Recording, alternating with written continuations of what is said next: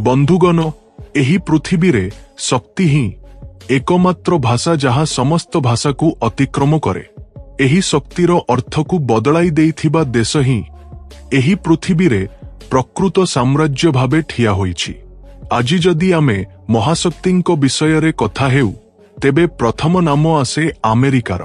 तार सैन्य बाहिनीर शक्ति, प्रतिरक्षा बजेट, आधुनिक अस्त्रशस्त्रर तालिका एसबु विश्वर अन्य देशमानंकु बहु पछरे पकाई देइछि।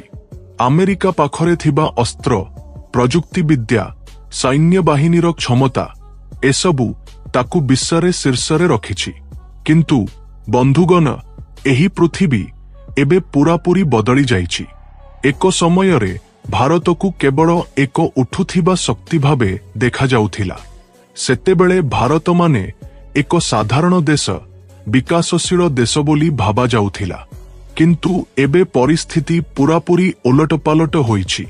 गत किछि वर्षरे भारत तार सैन्य बाहिनी, अर्थनीति, प्रजुक्ति विद्या शक्ति को एते उन्नत करिछि जे विश्वर बड़ बड़ देश माने मध्य आश्चर्यरे आखि बड़ करी ताकुछंती।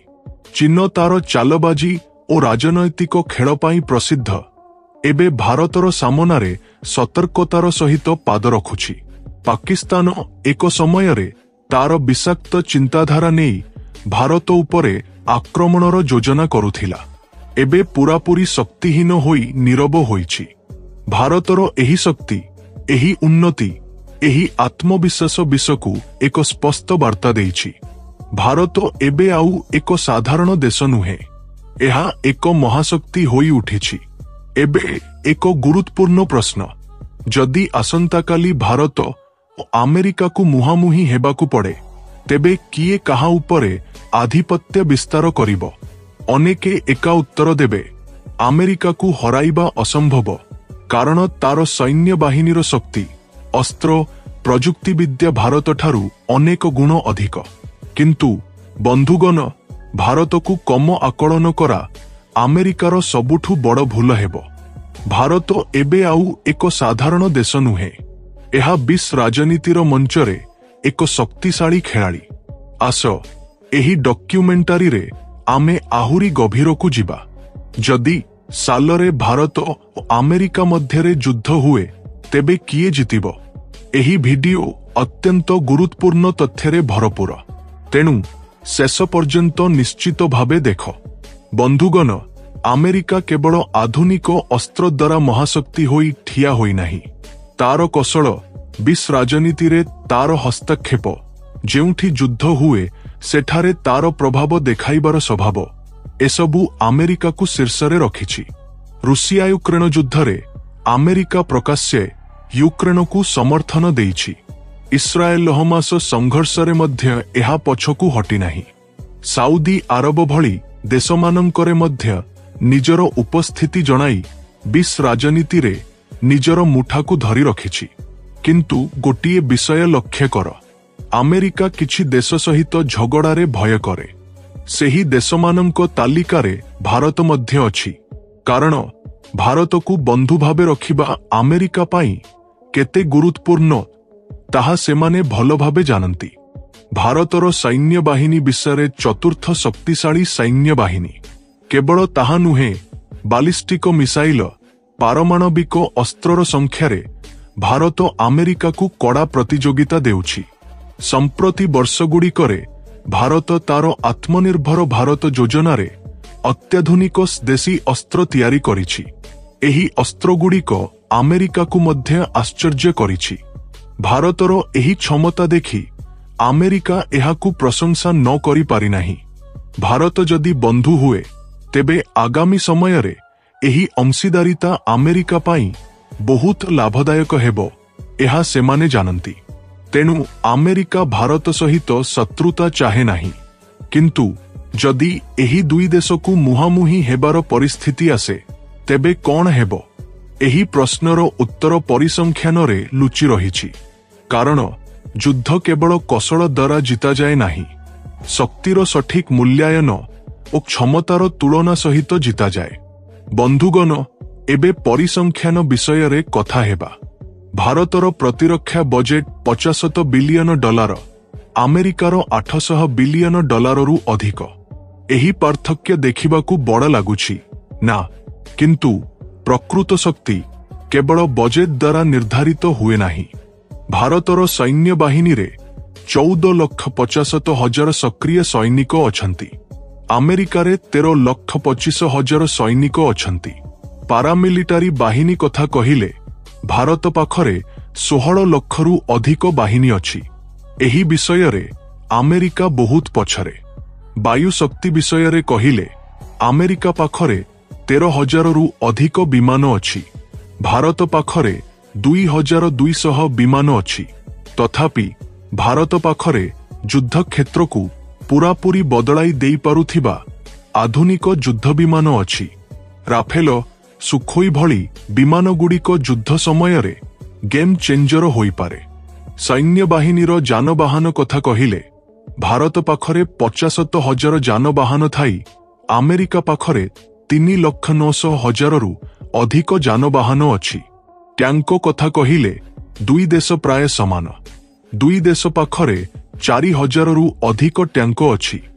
ନୌବାହିନୀ ବିଷୟରେ କହିଲେ ଭାରତ ପାଖରେ 2ଟି ବିମାନବାହୀ ଜାହାଜ, 18ଟି ସବମେରିନ, 13ଟି ଡେଷ୍ଟ୍ରୟର ଜାହାଜ ଅଛି। ଆମେରିକା ପାଖରେ 11ଟି ବିମାନବାହୀ ଜାହାଜ, 70ଟି ସବମେରିନ, 81ଟି ଡେଷ୍ଟ୍ରୟର ଜାହାଜ ଅଛି। ଆମେରିକା ପାଖରେ ମୋଟ 440ଟି ନୌବାହିନୀ ସମ୍ପତ୍ତି ଥାଇ ଭାରତ ପାଖରେ 293ଟି ଅଛି। ଏହି ପରିସଂଖ୍ୟାନଗୁଡ଼ିକ ସ୍ପଷ୍ଟ ଭାବେ ଦେଖାଉଛି ନୌବାହିନୀର ଶକ୍ତିରେ ଆମେରିକାର ସ୍ପଷ୍ଟ ପ୍ରାଧାନ୍ୟ ଅଛି। କିନ୍ତୁ ଭାରତର ଦ୍ରୁତ ବୃଦ୍ଧି ପାଉଥିବା କ୍ଷମତା, ତାର ଦେଶୀ ଜାହାଜ ନିର୍ମାଣ, ଆଧୁନିକ ପ୍ରଯୁକ୍ତିବିଦ୍ୟାକୁ ଅଣଦେଖା କରା ବଡ଼ ଭୁଲ ହେବ। ଏବେ ପାରମାଣବିକ ଅସ୍ତ୍ର ବିଷୟରେ କହିବା। ଏହି ବିଷୟରେ ଭାରତ ଓ ଆମେରିକା ଦୁହେଁ ବିଶ୍ୱର ସବୁଠୁ ବିପଜ୍ଜନକ ଦେଶମାନଙ୍କ ତାଲିକାରେ ଅଛନ୍ତି। ଏକ ଆଘାତରେ ବିଶ୍ୱର ଅଧା ଅଂଶ ଧ୍ୱଂସ କରିବାର ଶକ୍ତି ଏହି ଦୁଇ ଦେଶ ପାଖରେ ଅଛି। ପାରମାଣବିକ ଅସ୍ତ୍ରର ସଂଖ୍ୟା, ତାର ଶକ୍ତି, ପ୍ରଯୁକ୍ତିବିଦ୍ୟା ଏସବୁ ଏହି ଦୁଇ ଦେଶକୁ ସମାନ ସ୍ଥାନରେ ରଖିଛି। ତେଣୁ ଏକ ଦେଶ ଅନ୍ୟ ଦେଶ ଉପରେ ପୂରାପୂରି ଆଧିପତ୍ୟ ବିସ୍ତାର କରିବ ବୋଲି କହିବା କଷ୍ଟକର। କିନ୍ତୁ ଗୋଟିଏ ଗୁରୁତ୍ୱପୂର୍ଣ୍ଣ ବିଷୟ ଲକ୍ଷ୍ୟ କର, ଆମେରିକା ଅନେକ ଯୁଦ୍ଧରେ ଭାଗ ନେଇ ତାର ସୈନ୍ୟବାହିନୀର କ୍ଷମତା ଦେଖାଇଛି। କିନ୍ତୁ ଭାରତ ଯେତେବେଳେ ଯୁଦ୍ଧ କରିଛି ଶତ୍ରୁଙ୍କୁ ପୂରାପୂରି ପରାସ୍ତ କରିଛି। 1965, 1971, 1969ର କାର୍ଗିଲ ଯୁଦ୍ଧ ପ୍ରତ୍ୟେକ ଥର ଭାରତ ତାର ଶକ୍ତି ପ୍ରମାଣ କରିଛି। ଏହା ହିଁ ଭାରତର ପ୍ରକୃତ ଶକ୍ତି। ବନ୍ଧୁଗଣ, ଯୁଦ୍ଧ କେବଳ ଅସ୍ତ୍ରର ସଂଖ୍ୟା କିମ୍ବା ବଜେଟ୍ ଦ୍ୱାରା ଜିତାଯାଏ ନାହିଁ। ସୈନିକମାନଙ୍କର ସାହସ, ଉତ୍ସାହ, ଦେଶପ୍ରେମ ଏଗୁଡ଼ିକ ହିଁ ଯୁଦ୍ଧରେ ଜୟର ପ୍ରକୃତ କାରଣ। ଏହି ଉତ୍ସାହରେ ଭାରତୀୟ ସୈନ୍ୟବାହିନୀର କୌଣସି ତୁଳନା ନାହିଁ। ବିଶ୍ୱର ସବୁଠୁ ଶକ୍ତିଶାଳୀ ସୈନ୍ୟବାହିନୀ ବୋଲି ଦାବି କରୁଥିବା ଆମେରିକା ମଧ୍ୟ ଏହି ବିଷୟରେ ଭାରତର ପଛରେ। ଭାରତୀୟ ସୈନିକଙ୍କ ପାଇଁ ଦେଶର ସମ୍ମାନ, ଆତ୍ମାଭିମାନ, ସ୍ୱାଭିମାନ ଏଗୁଡ଼ିକ ହିଁ ସବୁ। ଏହି ଉତ୍ସାହ ନେଇ 1971ରେ ପାକିସ୍ତାନକୁ ଖଣ୍ଡ ଖଣ୍ଡ କରି ବାଂଲାଦେଶ ସୃଷ୍ଟି କରାଗଲା।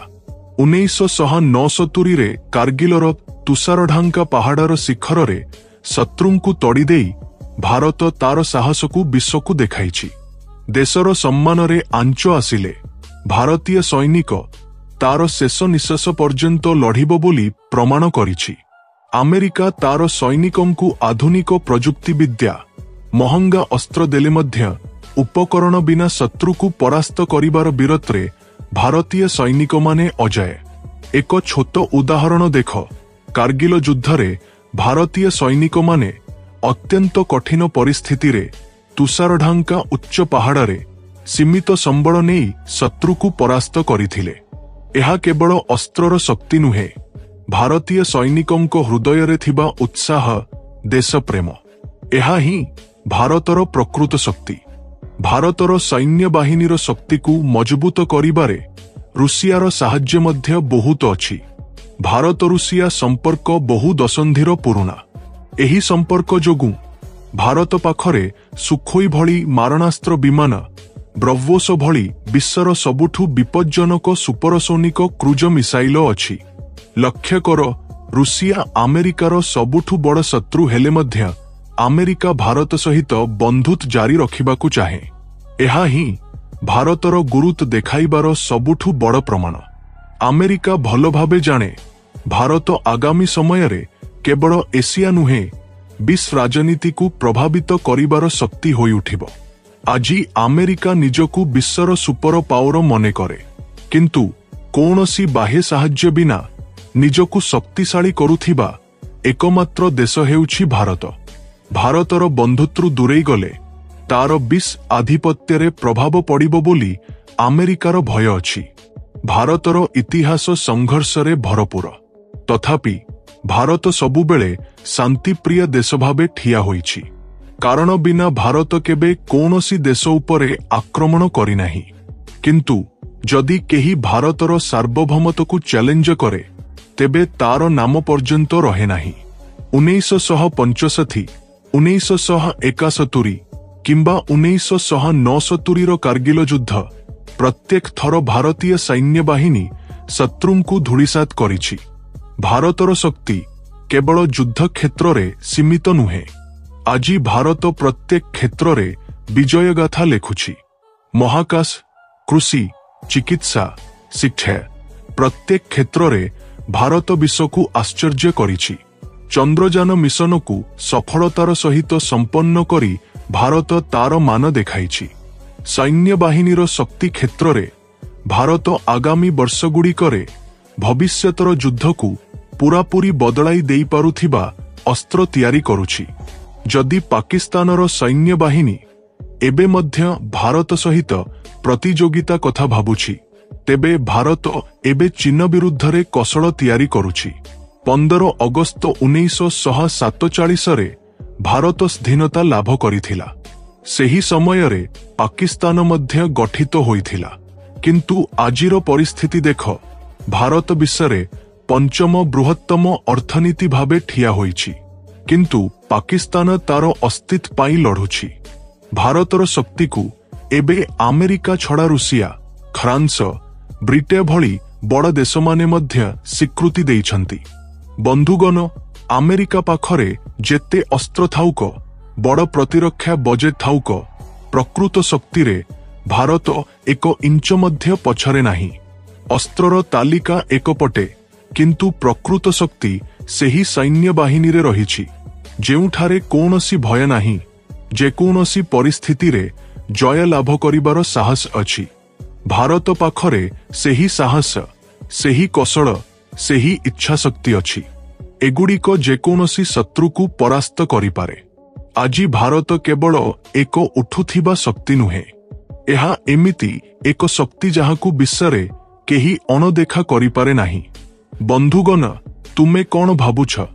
ଭାରତର ଏହି କ୍ରମବର୍ଦ୍ଧମାନ ଶକ୍ତି କି ଆମେରିକା ପାଇଁ ଏକ ନୂଆ ଚ୍ୟାଲେଞ୍ଜ ହୋଇଉଠିଛି? ତୁମର ମତାମତ କମେଣ୍ଟରେ ନିଶ୍ଚିତ ଜଣାଅ।